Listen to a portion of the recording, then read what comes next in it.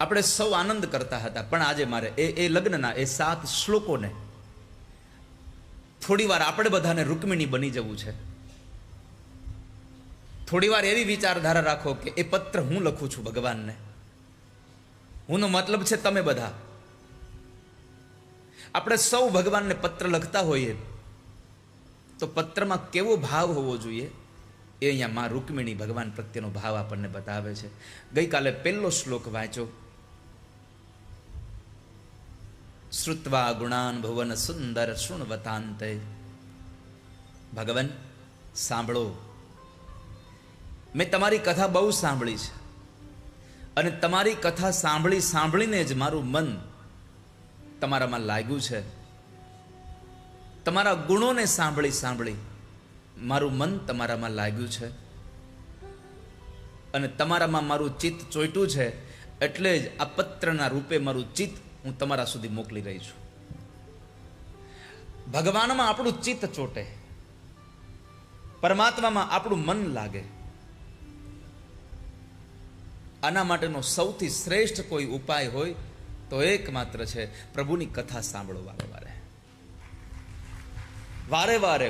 અને એટલા માટે જ ભગવાન વ્યાસે ભાગવતજીના પ્રથમ સ્કંદના પ્રથમ અધ્યાયના 3ય શ્લોકમાં ભારપૂર્વક કીધું કે તમે ભગવાનની કથા સાંભળો, પણ ખાલી કથા સાંભળવા માટે એક વાર માટે નહીં. શબ્દ લખો છે મુહુરહો. પિબત ભાગવતમ રસમાલયમ મુહુરહો. રસિકા ભુવિ ભાવુકા. રસિક બનીને, ભાવુક બનીને. અને મારી તમને એક પ્રાર્થના છે આજના દિવસે પહેલી વહેલી, કે આજ અહીંયા તમે 7 દિવસની કથા સાંભળી અને કદાચ આવતીકાલ કોઈ બીજી કથા ગામમાં બેસતી હોય સાંભળવા જાવ ને, તો હંમેશા એવા ભાવ સાથે સાંભળવા જાવું કે હું પહેલી વાર કથામાં જાઉં છું, મેં કથા સાંભળી જ નથી કોઈ દિવસ. આ તો મેં સાંભળ્યું તું, આ મેં સાંભળ્યું છે, આ બધું મને ખબર છે. આવા ભાવ સાથે જશો તો કથા તમને આનંદ નહીં આપી શકે. તમારે ખાલી થઈને જવું પડશે અને ખાલી થયા વગર જશો તો ભરાઈને નહીં આવો. આપણે નદીએ પાણી ભરવા જઈએ અને ઘરેથી જ માટલું ભરીને જઈએ, ત્યાંથી ભરીને લાવવું શું?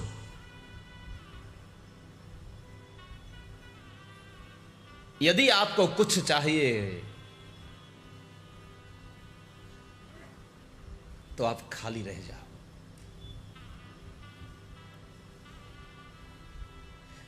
છાશ લેવા જઈએ અને બોગડું ભરીને જઈએ કંઈક પાણીનું, તો છાશ શેમાં લાવવી?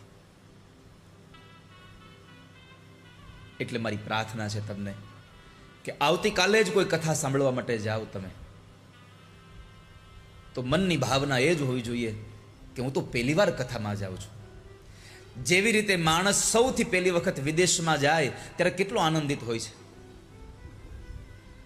જેટલી જવામાં એને આનંદ હોય છે એટલો જ જ્યારે રિટર્ન આવે ત્યારે આનંદ હોય. કેમ? બધું જાણીને આવ્યો છે એટલા માટે. જે સાંભળ્યું હતું એને જાણીને આવ્યો છે.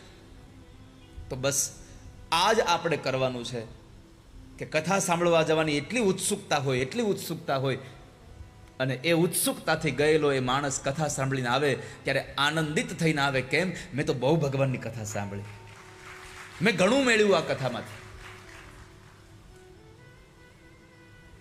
આ દિને દિને નવમ રોજના માટે નવું છે. ઘણા લોકો અમને પૂછે કે તમે એકની એક કથા વારે વારે કીધા કરો, તમને કંટાળો ન આવે?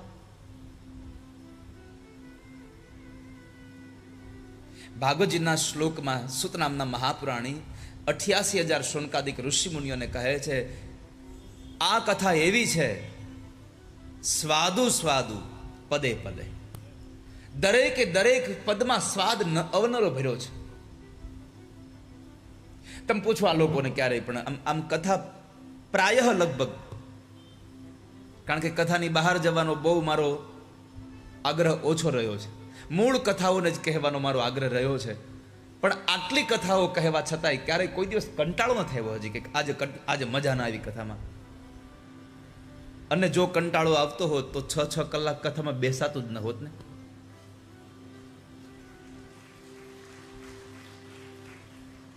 તમારે તો સમજો કે તમે તો આજે કથા પૂરી થશે એટલે કાલથી તમે છૂટા. બીજી કથા જ્યાં સુધી કોઈની મળે નહીં ત્યાં સુધી. અમારે કાલનો દાડો રજા, પ્રમદી પાસ ચાલુ. અને યાદ રાખજો વાપીવાળાઓ, પ્રમદી હવે મારે એકલાની કથા નથી ચાલુ થવાની, પરમ દિવસે તમારી કથા ચાલુ થવાની છે. માન ન માન મેં તેરા મહેમાન. તમે બોલાવો કે નહીં બોલાવો, હું પરમ દિવસે 8:30 વાગે તમારી ઘરે કર્તવ્ય ટીવી ચેનલના માધ્યમથી પહોંચી જઈશ. રાજકોટની કથા કર્તવ્ય ચેનલમાં લાઈવ છે રાત્રે. અને એ પણ કહેતું જાવ કે કદાચ કોઈ પણ ટીવી ચેનલમાં કશી કાર્યક્રમ લાઈવ ન હોય તોય આપણું રાધે રાધે ઓફિશિયલ યુટ્યુબ ચેનલમાં તો કાયમ માટે લાઈવ હશે. ગમે ત્યાં કાર્યક્રમ હશે. એ બધી જ કથાઓ એમાં લાઈવ આવતી હશે. એટલે રાધે રાધે ઓફિશિયલ યુટ્યુબ ચેનલને આપ સૌ સબસ્ક્રાઇબ કરી દેજો, એને લાઈક કરી દેજો અને પેલું બટન દબાવી દેજો, જેથી કરીને તમને લિંક મળી જાય, નોટિફિકેશન તમને મળી જાય.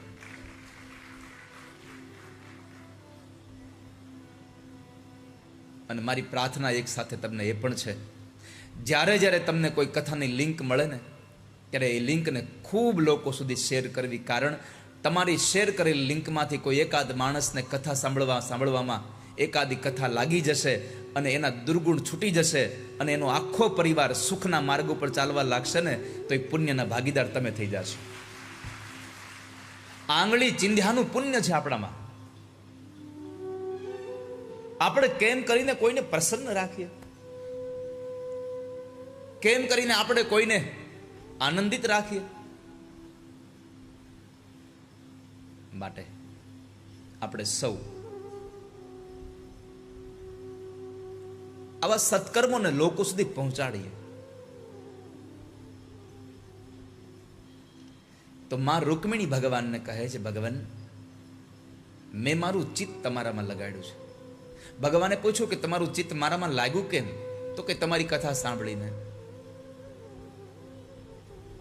મેં તમારી સાથે સંબંધ બાંધ્યો છે. ભગવાન પરમાત્માએ પૂછ્યું કે એક સ્ત્રી અને એક પુરુષના સંબંધ તો બહુ હોય, તો તમારો ને મારો સંબંધ શું? માં રૂકમિણી કહે છે, ભગવાન મેં તમને મારા પતિ માન્યા છે, મેં તમને મારા મનથી પતિ માની ચૂકી છું, સ્વીકાર્યા છે મેં તમને. ભગવાને પૂછ્યું કે તમે મને શું કામ પતિ બનાવો છો? આ સંસારમાં તમને બીજું કોઈ મળ્યું નહીં?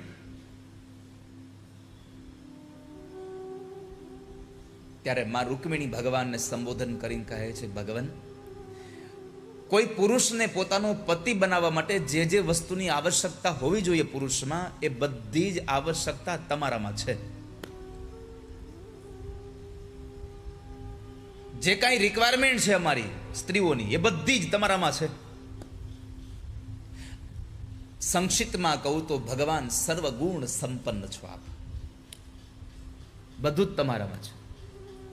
આ સંસારની કોણ એવી સ્ત્રી હશે જે ભગવાન તમને પતિ બનાવવા માટે ના પાડી શકે? પણ મારે ખાસ આજે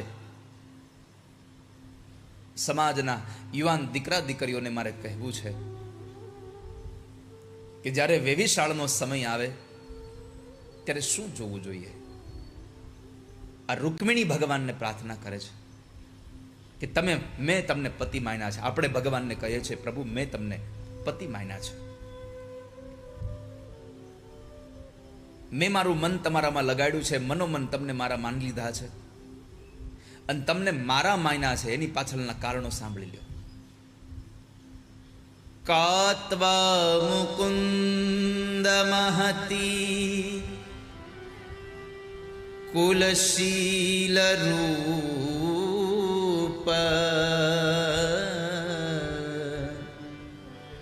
વિદ્યાવયો દ્રવિણ ધામ ભીરાત્મ તુલ્યમ ધીરાપતિમ કુલવતી નવૃણીત કન્યા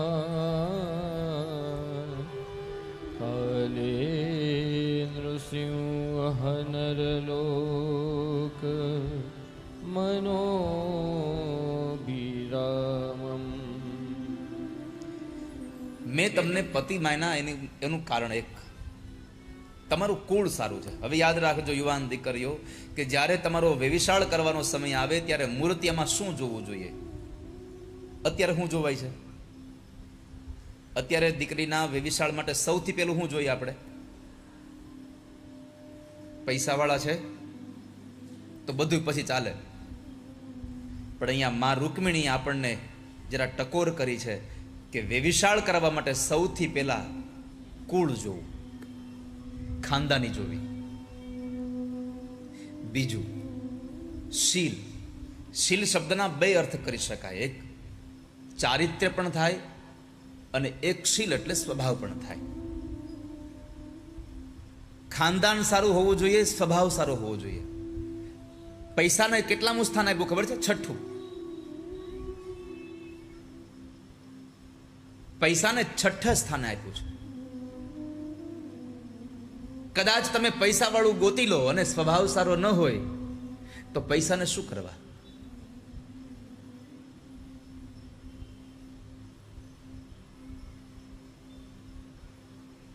તો કુળ સારું ગોતવું, જેનો સ્વભાવ સારો હોય. અને આ દુનિયામાં કૃષ્ણથી વધારે સારો સ્વભાવ દુનિયામાં કોઈનો નહીં હોય. શા માટે? આ દુનિયામાં માણસ કદાચ કોઈ સારા કામ કરતો છે, બધું કરતો છે, પણ તમારી ભૂલ થશે ને પછી ભૂલશે નહીં. કૃષ્ણનો સૌથી મોટો પ્લસ પોઈન્ટ એ છે કે આ સંસારના કોઈ પણ ભક્તની ભૂલ થઈ જાય તો પ્રભુ એ ભૂલને ભૂલી જાય છે. પ્રભુ માફ કરનારા છે, ભૂલોને ભૂલનારા છે. તો પરમાત્માનો સ્વભાવ પણ સારો છે, પરમાત્માનું ચારિત્ર્ય પણ સારું છે. આપણે કહેશું ભગવાનનું ચારિત્ર્ય સારું છે. 16,108 સાથે લગ્ન કર્યા તોય ચારિત્ર્ય સારું. હા, કેમ? સ્ત્રીઓએ જઈને કહ્યું કૃષ્ણ અમારે સામે કિનારે જવું છે, ગર્ગાચાર્ય ઋષિ પાસે જઈ અને અમારે પ્રસાદ અર્પણ કરવો છે, પણ યમુનામાં પૂર વધારે છે, જાવું કેમ? ત્યારે ભગવાન કૃષ્ણએ જઈને કહ્યું કે જાઓ યમુનાના કિનારે જઈને ઉભા રહીને કહેજો કે હે યમુના મહારાણી, કૃષ્ણ જો કાયમના માટે નિરંતર જો બ્રહ્મચારી હોય તો અમને માર્ગ આપો. સ્ત્રીઓ હસવા લાગી કે આ 16,108 કરી છે એ બ્રહ્મચારી છે? આ તમારું બ્રહ્મચર્ય છે? આવી વાત કરો છો? ભગવાને કીધું જઈને કહો તો ખરા. બે સમજદાર ગોપીઓએ કીધું ચાલો જઈએ. યમુના કિનારે આવીને કીધું કે હે યમુના મહારાણી, અમારા કૃષ્ણ જો બ્રહ્મચર્ય પાળતા હોય, બ્રહ્મચારી હોય તો અમને તમે માર્ગ આપો. અને યમુના એ જ ક્ષણે શાંત થયા અને ગોપીઓને માર્ગ આપી દીધો છે. તો મને કહો, ભગવાનનું ચારિત્ર્ય સારું નથી? પરમાત્માનું ચારિત્ર્ય પણ સારું છે.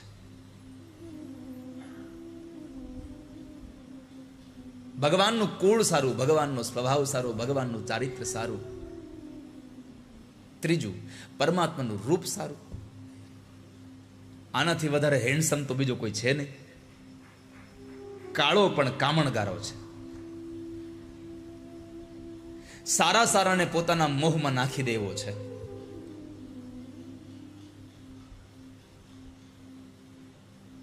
ત્યાર પછી વિદ્યા. ભગવાન જેવી વિદ્યા કોઈ પાસે નથી. આપણી પાસે કદાચ વિદ્યા હોય તો કેટલી હોય? 1-2 ભાષા આપણને આવડતી હોય.